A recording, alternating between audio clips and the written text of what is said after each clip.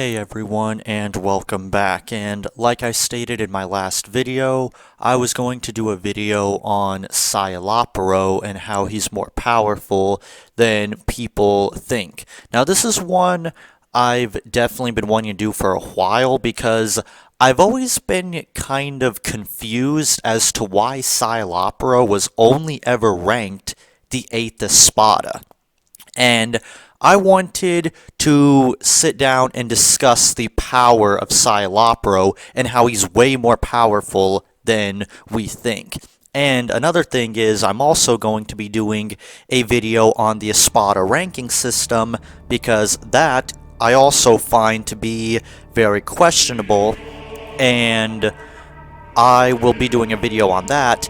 This will be an appetizer to that video. However, it's going to take me a bit of time because I'm trying to figure out, like, how I should have the Espada ranked, because the thing that I always found frustrating about Bleach, as much as I love Bleach, there was one thing that always kind of annoyed me. I was kind of frustrated we didn't get any insight as to how the Espada ranking system works and how Aizen determined the ranking of the 10 Espada. I don't think we ever get any explanation for this, and I find it to be a little bit frustrating, so it's a bit tricky to figure out how to scale them, but I'll get into that when I do that video. For now, I want to focus on Szyal, the air quotes 8th Espada, but I'm telling you right now, that's bullshit, because Szyal is far more powerful than people think, and he is extremely underrated. And here's another thing I want to emphasize and get out of the way, because a lot of people seem to not understand this when it comes to Bleach, is there's this misunderstanding that Bleach is a quote-unquote fodder universe, because quote-unquote many of the characters in Bleach are only city to continent level. Most of them are barely planet busters. Only the strongest characters in the verse, like Watch, Genryu, Ichigo, and Aizen, are planetary. Well, here's the thing about Bleach. Bleach is a very haxed universe. It's very similar to One Piece and Naruto in the fact that, unlike Dragon Ball, they're not really known for their absurdly powerful beings that can nuke an entire solar system by just snapping their finger or breathing. You see, Bleach is a universe where they can't really afford to just keep nuking 9 million planets, because all you have is Hueco Mundo, Soul Society, and the world of the living. So they can't just go around nuking 9 million planets like they do in Dragon Ball, because Dragon Ball, they'll just go all over the universe and they'll make up a planet just to destroy it. But that's not how Bleach is, and it's no different with Scyal. Scyal is an extremely haxed character. Now, as for his stats, his strength, his speed, his durability, you could possibly make the argument that maybe the reason why he's ranked as low as he was is because he didn't have the same level of, like, strength and speed as someone like Grimmjow, Ulquiorra, or Stark. And that may very well be a possibility. However, even with that being said, even base Scyal was able to run circles around Uryu, Renji, and even Mayuri. In fact, the only reason Mayuri even defeated him was because he had prep time. Had Mayuri not had prep time, Scyal would have made Mayuri his bitch. So that's the thing. Scyal, as you are about to learn, is so powerful that the only reason he was defeated was because he had to fight a character where basically if you give him prep time, he's impossible to beat, because he is the only captain with the ability to change his Bankai to fit whatever situation he wants. So keep that in mind as we discuss this. Now, as I explained, most of Scyal's abilities and power lies in his overpowered haxes. and abilities, which I will go over. His abilities consist of being able to break down someone's soul into an energy and eat it in order to heal himself. He can create a voodoo doll of someone that he can have absolute control over and even open to play with the person's internal organs. He can create a clone of you with all the same abilities and powers that the original victim he uses it on has. Other abilities he possesses is being able to suck the soul energy, life energy, and cells out of a person's body and bring himself back from the dead. And this is by far the thing that makes him so dangerous. You see, his laboratory is not just a laboratory. It's actually an alternate dimension that he has absolute control over, meaning that he can make you run in an endless corridor until you drop dead. He can lay traps, make you fall through floors, and most interesting of all, he can analyze you Ben 10 style and flat out nullify your abilities. And so long as you remain in his dimension, he can turn off your powers. He can turn them on and off with just the snap of his fingers. Like, with all those concessions, Szyal is overpowered as fuck. And he has many other impressive things, like being able to separate a Seiro being launched at him by simply breaking down the most tiny molecules to split it in half and prevent it from touching him. And another very interesting thing was when he fought Mayuri. When Mayuri's Bankai ate him, his body broke down into cells, and when he brought himself back to life, his cells became Mayuri's Bankai, essentially, and he was able to gain absolute control over it, which is extremely interesting, because let's say, for example, Scylla was fighting Godzilla, and Godzilla decided to eat Scylla, and he used his ability to bring himself back to life, and then broke down his cells. Well, guess what? He would be able to gain control of Godzilla. And the thing about Scylla that you have to understand is, it is technically true that if you have more spiritual energy than your opponent, you can nullify hexes, as Aizen did to Soifone. But here's the interesting thing about Scylla. His powers don't just attack you on a spiritual level.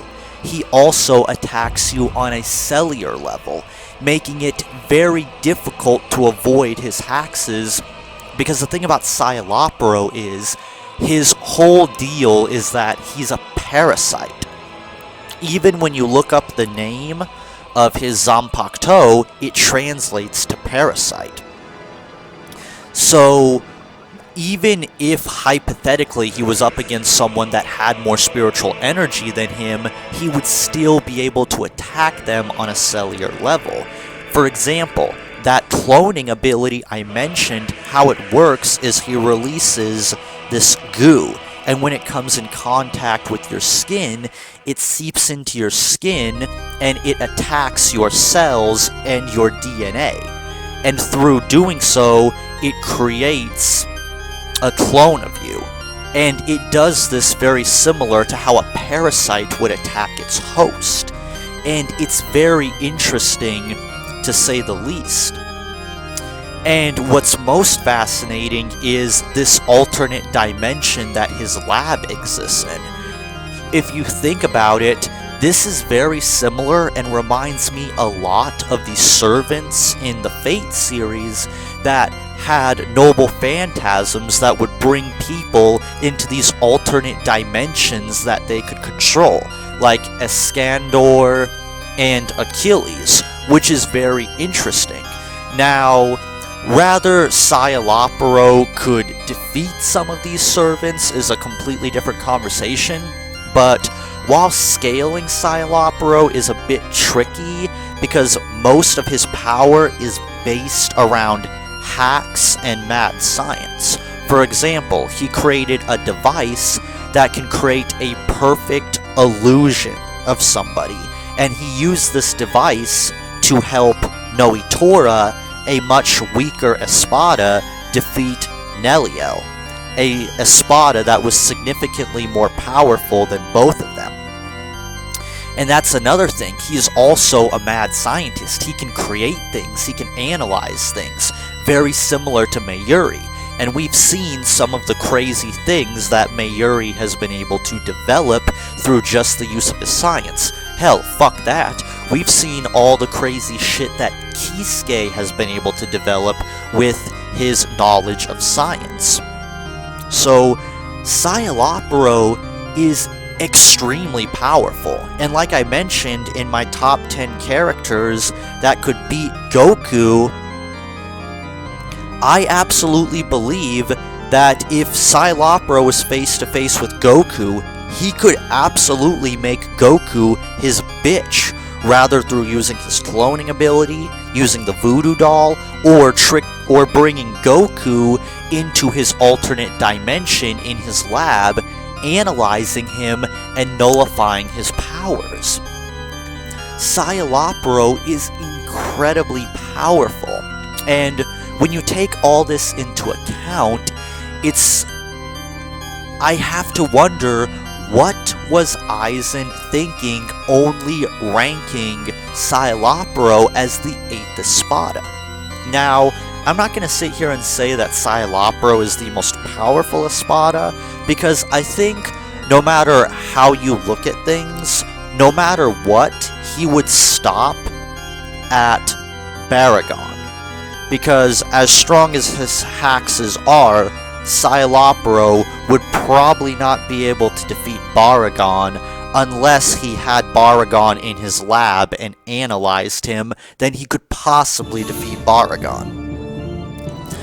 But again, I've never been able to understand why Scyalopero was only ranked as the 8th Espada. You would think that a man as intelligent as Aizen would have thought to himself, okay, I'm trying to break the Soul Society's army in half.